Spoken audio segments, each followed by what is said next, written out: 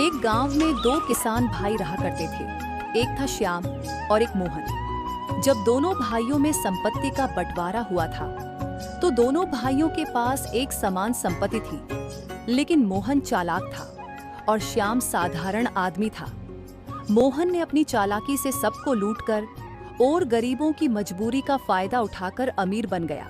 मोहन भैया, हमको 5,000 रुपयों की सख्त जरूरत है। मैं आपको जल्दी ही लौटा दूंगा। मेरी बेटी बहुत बीमार है, इलाज ना हुआ तो वो मर जाएगी। रहम करो भैया। हाँ, तो ले जा। पैसों के लिए तुझे कभी मना किया है, पर तुझे अपनी जमीन मेरे नाम करनी होगी, तभी पैसे मिलेंगे। और मेरे पैसे वापस करने के बाद अपनी जमीन के कागजात ले जाना। ठीक है मोहन भाई, मैं जुबान देता हूं। मेरी गांव के पास वाली जमीन अब तुम्हारी है। जब तक मैं तुमको यह 5,000 रुपए वापस ना कर दूं, तब तक आपकी हैं। अब मुझे जल्दी से पैसे दे दीजिए मोहन भैया। इस तरह मोहन गांव के लोगों को बहला फुसलाकर उनकी जमीन अपने नाम कर उनसे ही उनकी जमीन में काम करवा के ढेर सारे पैसे कमाता था। वहीं दूसरी तरफ श्याम बहुत ही सज्जन व्यक्ति था। श्याम के पास मोहन जितने पैसे तो नहीं थे, पर जैसे तैसे वह अपने बेटे को डॉक्टरी की पढ़ाई पढ़ा रहा था। श्याम के बेटे राजू की पढ़ाई भी पूरी हो गई थी, बस अब सरकारी नौकरी का रिजल्ट आना रह गया था। अरे श्याम, सुना है तेरे बेटे की परीक्षा में नंबर कम आने की वजह से उसे कॉलेज से निकाल दिया है। नहीं मोहन भैया, उसको कॉलेज से नहीं निकाला गया है। वो तो सरकारी नौकरी की परीक्षा में कम नंबर आए हैं, बस इसीलिए सरकारी नौकरी नहीं मिल पाई। भाई, अब कॉलेज में कम नंबर आए या सरकारी नौकरी की परीक्षा में कम नंबर आए, क्या फर्क पड़ता है? यह बता, अब तो तू अपने बेटे से खेती ही करवाएगा ना? अरे क्या फायदा इतना पढ़ा लिखा कर? तेरी सारी जमा पूंजी तो इसकी पढ़ाई में निकल गई। अब तू क्या करेगा? मोहन भैया, पढ़ाई लिखाई कभी बेकार नहीं जाती। देखना, एक दिन मेरा बेटा जरूर डॉक्टर बनेगा। हाँ, देख लेंगे तेरे बेटे की डॉक्टरी। एक दिन श्याम अपने खेत में काम कर रहा था, तभी उसे गांव का एक आदमी आकर बताता है। श्याम भैया, ओ श्याम भैया, अरे भाभी बेहोश हो गई है। अरे भाई जल्दी घर जाओ, नहीं तो लेने के देने पड़ जाएंगे। ये सुनते ही श्याम कामधाम छोड़कर घर वापस चल देता है, और जब घर आया तो पता चला कि उसकी पत्नी अब ठीक है।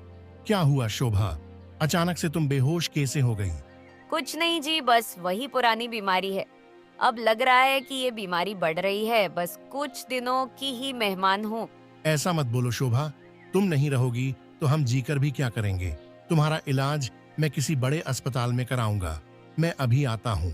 श्याम अब अपनी पत्नी की बीमारी से डर गया था।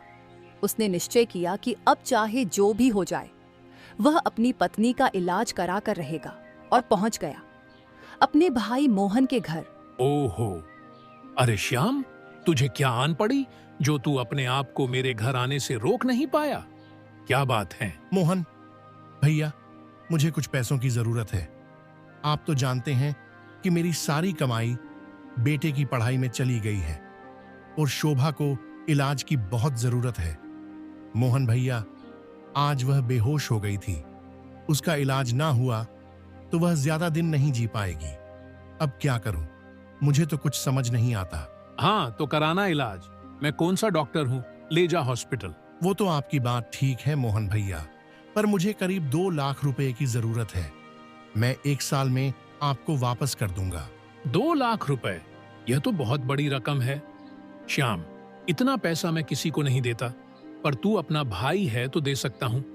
पर मेरी एक शर्त है। कैसी शर्त मोहन भैया? शर्त यह है कि तुझे अपनी जमीन मेरे नाम करनी पड़ेगी। अगर जुबान देता है तो बता। भाई होकर भाई से ऐसी शर्त? भला भाई के साथ ऐसा कौन करता है?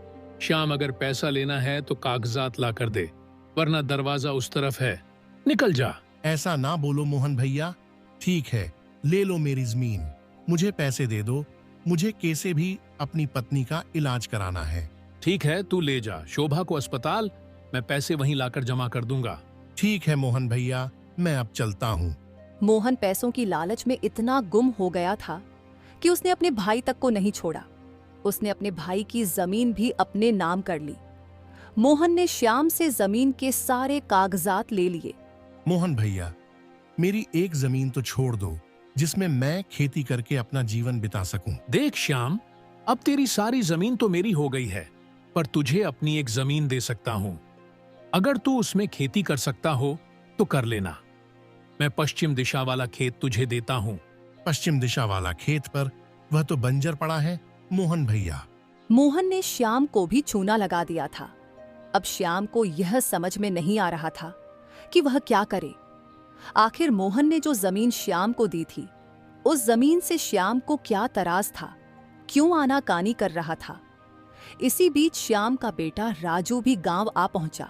पिताजी, कई दिन से देख रहा हूँ आप बड़े चुप चुप रहते हैं, क्या बात है? अब तो माँ का इलाज भी हो गया है, फिर आप इतने दुखी क्यों हो? राजू बेटा, तेरे ताऊ जी ने अपनी सारी जमीन ले ली है। तेरी माँ के इलाज के लिए मुझे पैसों की जरूरत थी। मजबूरन मुझे सारी जमीन उनको देनी पड़ी। बदले में उन्होंने अपनी एक बंजर जमीन दे दी है, जिसमें खेती भी बहुत मेहनत से करनी पड़ रही है और फसल भी नहीं आ रही है। बेटा, अब समझ में नहीं आ रहा आगे क्या करूं। बस इतनी सी बात, इसका समाधान मैं निकाल दूंगा, आप चिंता मत कीजिए। अगले दिन राजू गांव वालों से बात कर रहा था और गांव वालों से बोला, आप सबको पता है ताऊ जी ने हम पर बहुत बड़ा उपकार किया है।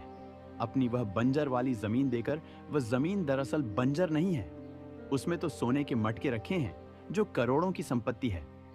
भैया, मैं आज वह सारा धन निकालकर अपने घर ले आऊंगा और आप सबको भी कुछ ना कुछ हिस्सा दे दूंगा। आप सब भी मेरे सपोर्ट में रहिएगा। इतना बोलकर राजू वहां से चला जाता है। राजू को पता था कि जो बात उसने गांव वालों को बोली है, वह बात आग की तरह फैल जाएगी। और सच में यही हुआ। यह बात गांव में आग की तरह फैल गई। अब यह बात मोहन को पता चला तो मोहन श्याम के पास आता है और कहता है, श्याम, मेरे भाई, तू मेरी जमीन मुझे वापस कर दे, मैं तुझे दूसरी जमीन दे दूंगा। नहीं नहीं मोहन भैया, मैं तो इसी जमीन से खुश हूं, मैं इसी में खेती करूंगा। आप मेरे पास यही जमीन रहने दीजिए।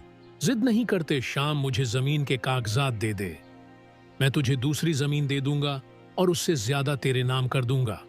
अरे ताऊ जी, वह जमीन तो आपको नहीं मिलेगी, क्योंकि अब हम वहाँ खेती करेंगे। देखो, तुम लोगों को जो चाहिए ले लो, पर वह जमीन मुझे दे दो।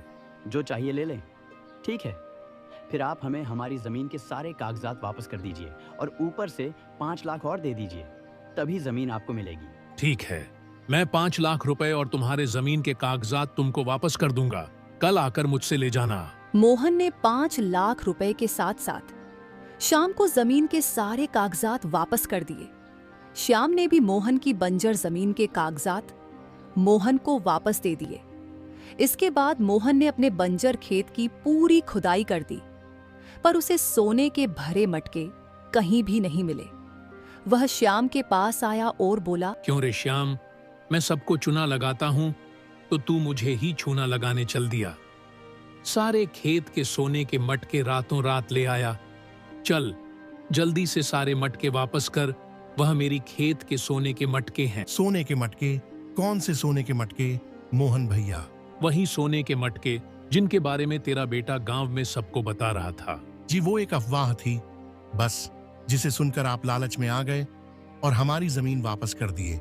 वहां कोई सोना नहीं था, समझे? मुझे बेवकूफ बनाया तुम बाप बेटों ने, देख लूंगा तुम दोनों बाप बेटों को। इस तरह श्याम के बुद्धिमान और चालाक बेटे ने मोहन को खूब सबक सिखाया और अपनी जमीन के कागजात भी वापस ले लिए और मोहन की भी अक्ल ठिकाने आ गई। इस कहानी से हमें यह सीख मिलती है कि किसी के साथ भी गलत नहीं करना चाहिए, क्योंकि जो जैसा कर्म करेगा वो वैसा फल पाएगा।